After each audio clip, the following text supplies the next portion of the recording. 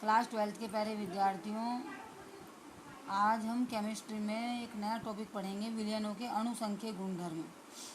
इससे पहले मैंने आपको आदर्श और अनादर्श विलयन के बारे में बताया था। ये टॉपिक बहुत इम्पोर्टेंट है। इसमें से क्वेश्चन ज़रूर आता है बोर्ड की परीक्षा में, थ्योरेटिकल भी और न्यूमेरिकल भी। इंग्लिश में इन्हें कहते हैं कोलिगेटिव प्रॉपर्टीज ऑफ सॉल्यूशन। तो इन्हें पहला क्वेश्चन इसमें, जैसे मान लीजिए आपका केमिस्ट्री का प्रैक्टिकल होगा, एग्जामिनर आएगा, तो वाइवा में भी इसमें से क्वेश्चन ज़रूर पूछा जाता है। और एक पहला ही क्वेश्चन वो ये पूछता है कि इन्हें अणुसंख्यक गुणधर्म क्यों कहते हैं, अणुसंख्यक गुणधर्म क्या हैं, या इनको अणुसंख्यक गुणधर्म क्यों कहते हैं। तो इन्हें अणुसंख्यक गुणधर्म इसलिए कहते हैं क्योंकि विलयन के ये गुणधर्म विलयन में उपस्थित कणों की संख्या, अणुओं की संख्या पर निर्भर करते हैं, न कि उसकी संरचना और संगठन पर। उससे इनका कोई संबंध नहीं होता है। तो इन्हें अणुसंख्यक गुणधर्म कहते हैं। देखिए, विलयन के में भौतिक गुणधर्म जो विलयन में उपस्थित कणों की संख्या पर निर्भर करते हैं, विलयन की संरचना तथा संगठन से इनका कोई संबंध नहीं होता, अणुसंख्यक गुणधर्म कहलाते हैं। विलयन के वे भौतिक गुणधर्म जो विलयन में उपस्थित कणों की संख्या पर निर्भर करते हैं, विलयन की संरचना तथा संगठन से इनका कोई संबंध नहीं होता, अणुसंख्यक गुणधर्म कहलाते हैं। जैसे प्रासरण दाब, वाष्प दाब में अवनमन, क्वथनांक में उन्नयन, हिमांक में अवनमन। ये 4 टॉपिक पढ़ेंगे आप इसमें। प्रासरण दाब, ऑस्मोटिक प्रेशर, वाष्प दाब में अवनमन, डिप्रेशन इन वेपर प्रेशर, क्वथनांक में उन्नयन, एलिवेशन इन बॉइलिंग पॉइंट, हिमांक में अवनमन, ये आप इसमें पढ़ेंगे। तो सबसे पहले हम इसमें पढ़ रहे हैं प्रासरण दाब। प्रासरण दाब ये बायोलॉजी में भी पढ़ा होगा बायोलॉजी वाले बच्चों ने। इसको पढ़ने से पहले हमें इसमें पढ़ना पड़ेगा अर्धपारगम्य झिल्ली क्या होती है, सेमी परमेबल मेम्ब्रेन, SPM जिसको बोलते हैं। अर्धपारगम्य झिल्ली, सेमी परमेबल मेम्ब्रेन, SPM। तो क्योंकि जो प्रासरण की क्रिया होती है वो अर्धपारगम्य झिल्ली के द्वारा ही होती है, तो इसलिए अर्धपारगम्य झिल्ली क्या है ये हमें पता होना चाहिए। अर्धपारगम्य का मतलब क्या है, जिसमें को विलयन का आधा ही भाग प्रवाहित हो, उसी का नाम अर्धपारगम्य होगा।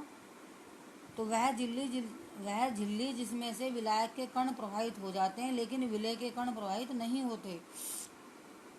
ये जो अर्धपारगम्य झिल्ली होती है, इसमें से विलायक के कण तो प्रवाहित हो जाते हैं लेकिन विलय के कण प्रवाहित नहीं होते, अर्धपारगम्य झिल्ली कहलाती है। तो ये अर्धपारगम्य झिल्लियाँ प्राकृतिक रूप से जीव जंतु तथा वनस्पतियों की कोशिकाओं की झिल्ली जो होती है वो अर्धपारगम्य झिल्ली होती है। जीव जंतु तथा वनस्पतियों की कोशिकाओं की झिल्ली, ये यहाँ पर झिल्ली शब्द है। दूसरा, ये कृत्रिम झिल्ली है, कैल्शियम फास्फेट तथा कॉपर फेरोसाइनाइड की कृत्रिम झिल्लियाँ। कैल्शियम फास्फेट तथा कॉपर फेरोसाइनाइड की कृत्रिम झिल्लियाँ हैं। तो अर्धपारगम्य झिल्ली का अर्थ ये हुआ जिसमें से विलायक के कण प्रवाहित हो जाते हैं लेकिन विलय के कण प्रवाहित नहीं होते, उसे अर्धपारगम्य झिल्ली कहते हैं। अब आप पढ़िए इसमें प्रासरण क्या है, ओस्मोसिस किसे कहते हैं, क्योंकि प्रासरण दाब आप तभी सीख पाएंगे जब आपको ये पता हो कि प्रासरण किसे कहते हैं। तो प्रासरण क्या होता है, विलायक का कम सांद्रता के विलयन से अधिक सांद्रता के विलयन की ओर, अर्धपारगम्य झिल्ली द्वारा प्राकृतिक प्रवाह प्रासरण कहलाता है। विलयन में से विलायक के कणों का कम सांद्रता के विलयन से, विलायक का कम सांद्रता के विलयन से अधिक सांद्रता के विलयन की ओर अर्धपारगम्य झिल्ली द्वारा प्राकृतिक प्रवाह प्रासरण कहलाता है। मतलब विलायक जो है कम सांद्रता के विलयन से अधिक सांद्रता के विलयन की ओर अर्धपारगम्य झिल्ली द्वारा प्रवाहित होता है। अब आप ये देखिए, ये चित्र बना हुआ है, ये चित्र आप देख सकते हैं। इसमें इस बर्तन में हमने ये विलायक भर रखा है और इसमें ये एक केशिका नली लगी हुई है और यहाँ इसमें ये अर्धपारगम्य झिल्ली लगी हुई है। आप देख रहे हैं, ये विलायक है, ये केशिका नली है, इसमें अंदर विलयन भरा हुआ है और यहाँ ये अर्धपारगम्य झिल्ली लगी है SPM। देखिए आप, ये SPM है, इसमें यहाँ लगी है, ये यहाँ, ये जो SPM है ये यहाँ लगी है इसमें, ठीक है। तो जब इसको मान लीजिए प्रारंभ में द्रव का तल यहाँ तक है, ये केशिका नली है, ये प्रारंभिक स्तर, ये प्रारंभिक स्तर इसका यहाँ पर है। तो जब हमने ये केशिका नली इस विलायक में रख दी और अर्धपारगम्य झिल्ली लगी है, तो धीरे धीरे इसमें से प्रासरण की क्रिया होगी और प्रासरण की क्रिया के द्वारा विलायक के कण इस अर्धपारगम्य झिल्ली को पार करके विलयन में आ जाएंगे। विलायक के कण अर्धपारगम्य झिल्ली को पार करके विलयन में आ जाएंगे। तो यहाँ पर केशिका नली में द्रव का तल ऊपर हो जाएगा। ये तो प्रारंभिक स्तर है और यह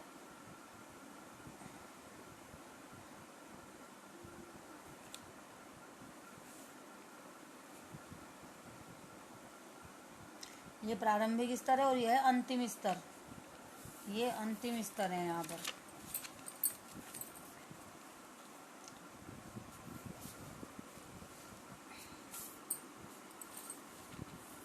ये अंतिम स्तर है,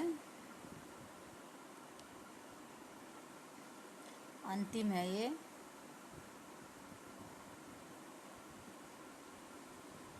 अंतिम स्तर, ये प्रारंभिक स्तर है जब तक प्रासरण की क्रिया नहीं हो रही थी, और जब प्रासरण की क्रिया हो गई, विलायक के कण अर्धपारगम्य झिल्ली को पार करके विलयन में चले गए, तो यहाँ केशिका नली में द्रव का तल ऊपर हो गया।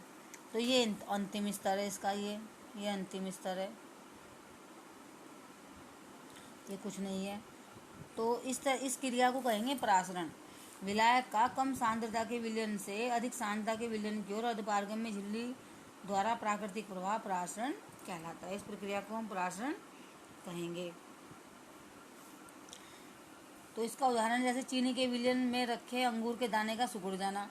अगर हम चीनी के विलयन में अंगूर का दाना रख दें, तो क्योंकि चीनी का विलयन बहुत गाढ़ा है और अंगूर के अंदर का जो विलयन है वो कम गाढ़ा है, तो जब चीनी के विलयन में अंगूर के दाने को रखेंगे तो वो सिकुड़ जाएगा, क्योंकि अंगूर के दाने के अंदर का जो कम सांद्रता वाला द्रव है वो अंगूर की जो अर्धपारगम्य झिल्ली होती है, जो उसके ऊपर कवर सा होता है अंगूर के, उसमें से निकल करके चीनी के विलयन में आ जाएगा।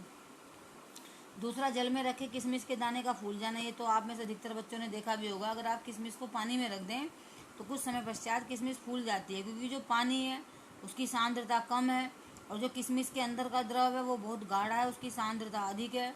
तो कम सांद्रता से जो द्रव है वो अधिक सांद्रता के विलयन यानी किशमिश के अंदर पहुंच जाएगा, और किशमिश के ऊपर जो कवर होता है वो भी एक अर्धपारगम्य झिल्ली होती है। तो अगर आप चीनी के विलयन में अंगूर के दाने को रखेंगे तो वो सिकुड़ जाएगा, और यदि आप जल में किशमिश का दाना रखेंगे तो वो फूल जाएगा, वो प्रासरण के कारण। अब यहाँ पर प्रासरण और विसरण में अंतर है, ये भी पूछा जाता है। देखिए, प्रासरण में तो विलायक के कण अर्धपारगम्य झिल्ली के द्वारा कम सांद्रता के विलयन से अधिक सांद्रता के विलयन की ओर जाते हैं, और विसरण में दोनों ही कण एक दूसरे विपरीत दिशाओं में गति करते हैं। विलायक के कण कम सांद्रता से अधिक सांद्रता की ओर जाएंगे और विलय के कण अधिक सांद्रता से कम सांद्रता की ओर गति करते हैं। विसरण की जो प्रक्रिया होती है, डिफ्यूजन इसे कहते हैं हम।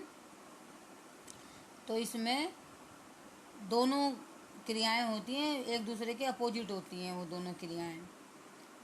तो यहाँ पर परासरण और विसरण, इसमें अंतर भी काफ़ी इम्पोर्टेंट है।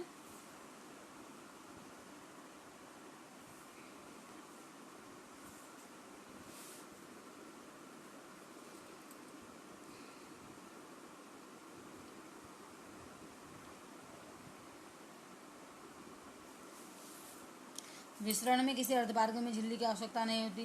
तो देखिए आप इनमें क्या अंतर है, ये परासरण, ये विसरण। पहला है, परासरण की क्रिया अर्धपारगम्य झिल्ली द्वारा होती है, विसरण में किसी अर्धपारगम्य झिल्ली की आवश्यकता नहीं होती। दूसरा, इसमें कणों का प्रवाह केवल एक दिशा में होता है। इसमें विलायक तथा विलय के कण विपरीत दिशाओं में प्रवाहित होते हैं। मैंने आपको बताया कि परासरण में तो केवल विलायक के कण ही कम सांद्रता से अधिक सांद्रता की ओर जाते हैं, मतलब कणों का प्रवाह केवल एक दिशा में ही होता है। लेकिन जो विसरण की प्रक्रिया है, इसमें दोनों कण विपरीत दिशाओं में प्रवाहित होते हैं। विलायक के कण कम सांद्रता से अधिक सांद्रता की ओर जाएंगे और विलय के कण अधिक सांद्रता से कम सांद्रता की ओर आएंगे। तो इसमें विलायक तथा विलय के कण विपरीत दिशाओं में प्रवाहित होते हैं। तीसरा देखिए, इसमें केवल विलायक के कण, ये केवल है यहाँ पर लिखा हुआ, ये कोमा लगा हुआ है यहाँ, इसमें केवल विलायक के कण कम सांद्रता के विलयन से अधिक सांद्रता के विलयन की ओर प्रवाहित होते हैं। इसमें विलय के कण अधिक सांद्रता से कम सांद्रता के विलयन की ओर प्रवाहित होते हैं। अगला है, परासरण की क्रिया केवल द्रवों में होती है और यह क्रिया गैस और द्रवों में होती है। परासरण केवल द्रवों में होता है, लेकिन विसरण द्रव और गैस दोनों में होता है।